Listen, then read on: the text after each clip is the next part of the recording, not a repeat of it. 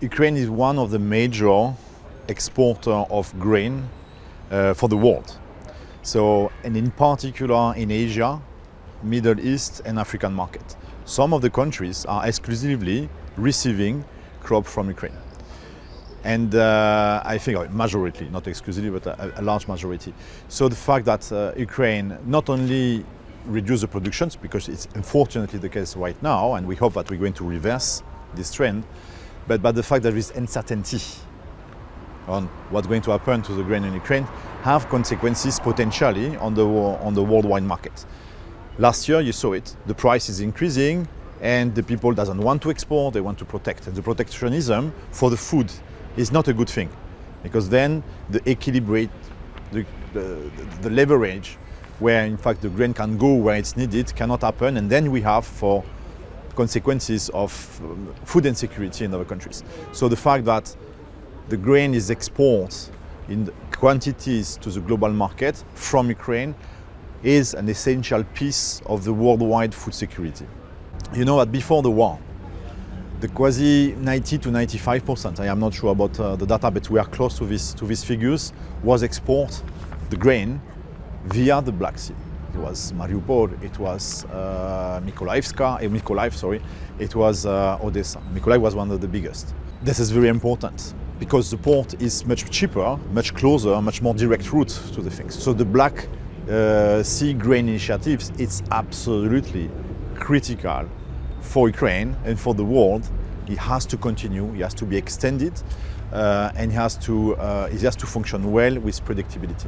That is why the Secretary General of the United Nations is supporting these initiatives in order to make sure that the party involved in this agreement can reach an agreement as long as possible, as easy as possible, in order to resume and to increase. Right now, 50% of the export passed since September last year through the Black Sea Grain Initiative. I think it's a success.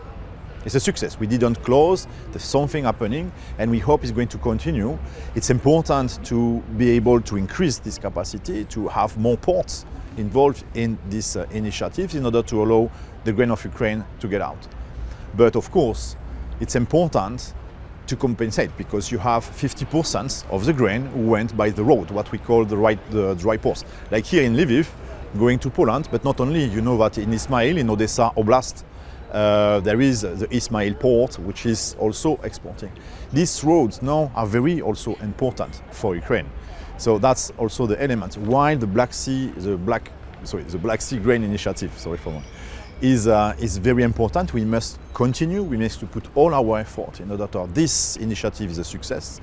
At the same time, we have also to develop the capacity, the logistical capacity, the agreement capacity, in order to facilitate the trade export of the grain or the food element from the different roads, alternative roads, in order to equilibrate and to compensate the fact that so far we don't have all the grain being able to be transited yet via the Black Sea Grain Initiative.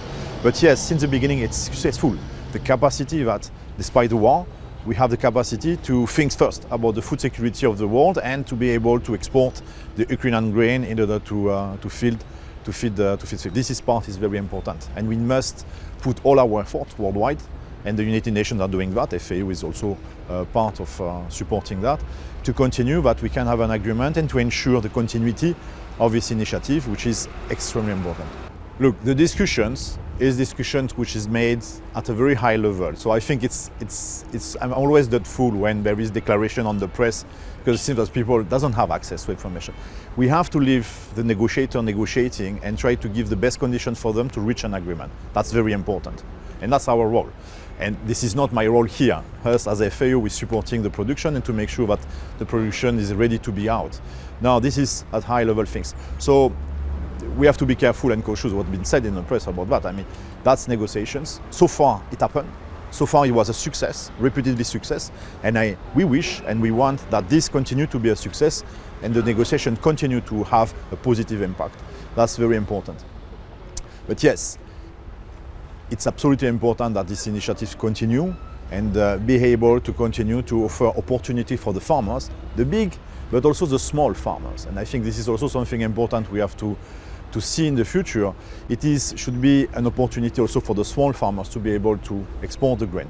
You see, for example, here, I am happy to be in Lviv back because we are starting the inaugurations of a project that has been started before the war in 2021. And this project was having the aim to give grant matching. So we providing grants to the farmers in order to develop specific production.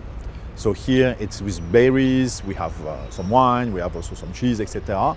In order to help the farmers and the value chain to be able to increase the income for the farmers, to make the job of being a farmer modern, sexy, I would say, and attractive, something that the young are happy to go to work. Because for me, it's the next generation of the farmers which is important.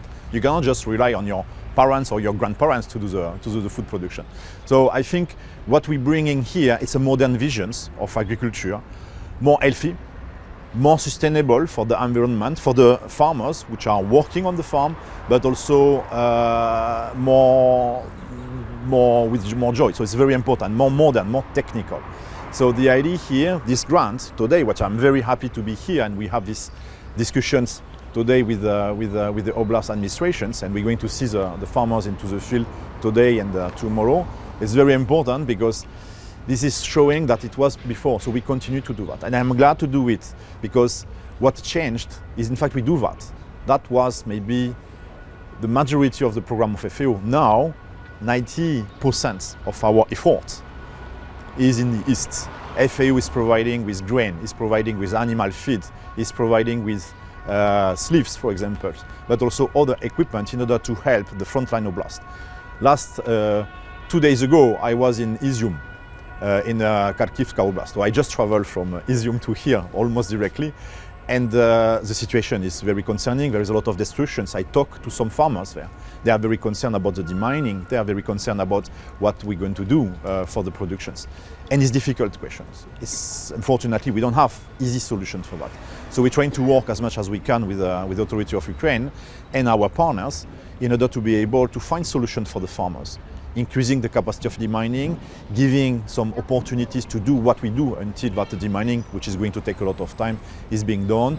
Trying also to help them because, of course, investors are not in the East. So FAO is providing inputs, is providing technical advice, and we did a lot from the beginning, and we're continuing, and we have absolutely no intention to stop until the needs are satisfied. It's very important for us for that.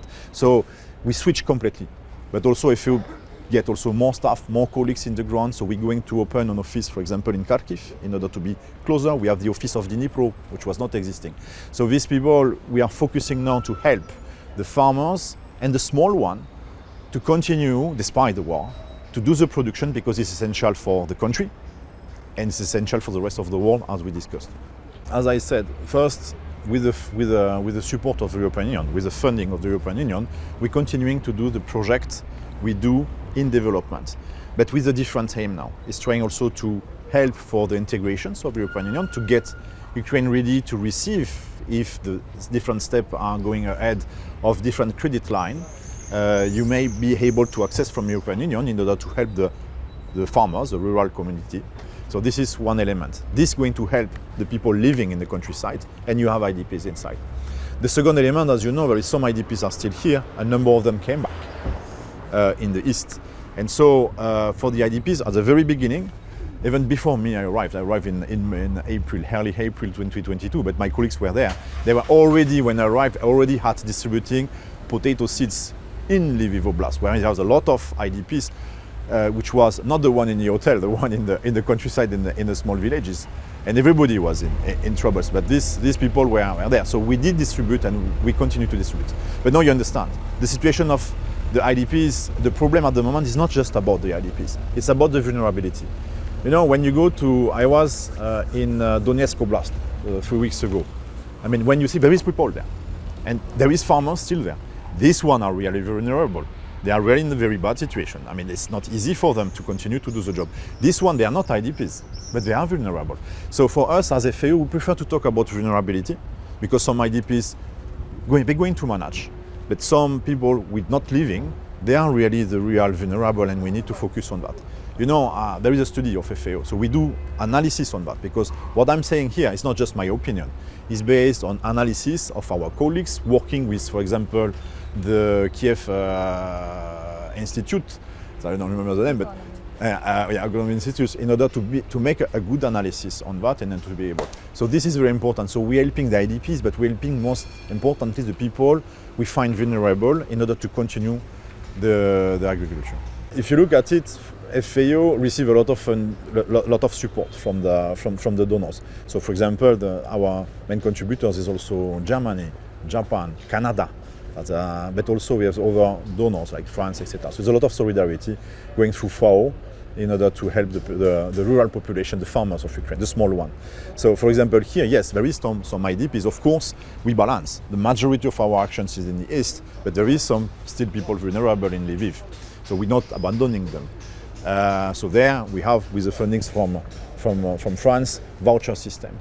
So things we're allowing them to receive cash, but not only to buy whatever you want, but to be able to buy something which is productive. Because the difference is, for us, what we want to do is not just to give grants for social assistance. You have other organizations doing that.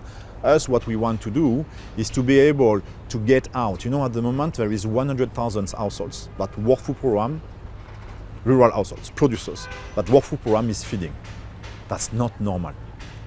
We need to get them out of these things because it's costly for Ukraine, it's costly for the donors, for everybody, and these people they don't want to receive the food, they want to come back on normal things. So the job of FAO is to make sure that these people, since they are where they are and they can have the capacity to bring them back to the productions and to contribute to the wellness of the country. They want that, there is solution for that. So that type of approach for us is absolutely important in order to make able to bring back the rural community to the contributions to the wealth of the country, to the food security, and not being dependent. Nobody wants that. That's very important. It's going to reduce the cost, of course, of humanitarian assistance in the future, not having dependent people, but more productive people supporting the nation and the productions.